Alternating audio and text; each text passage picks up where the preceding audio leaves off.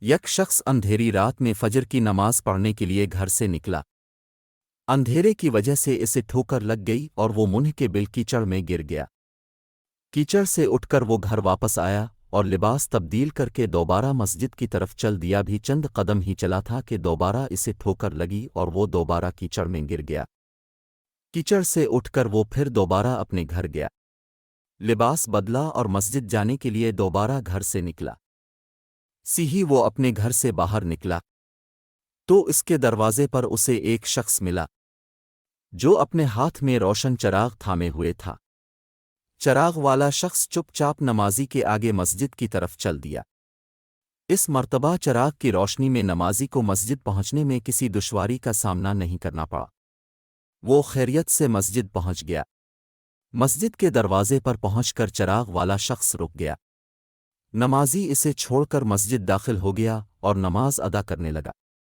نماز سے فارغ ہو کر وہ مسجد کے باہر آیا تو وہ چراغ والا شخص اس کا انتظار کر رہا تھا تاکہ اس نمازی کو چراغ کی روشنی میں گھر چھوڑ آئے۔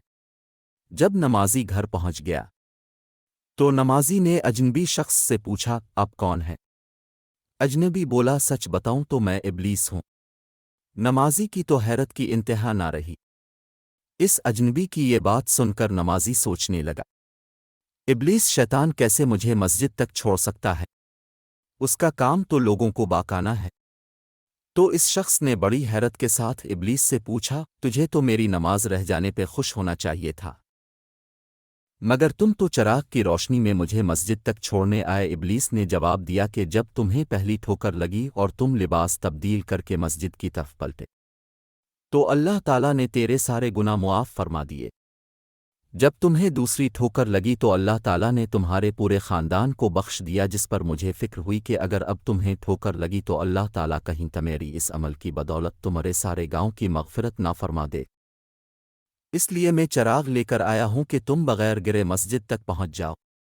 اس شخص نے جیسے ہی یہ بات سنی تو اس نے اللہ تعالیٰ کی بارگاہ میں اپنا سر جھکا کر اللہ کا شکر ادا کیا۔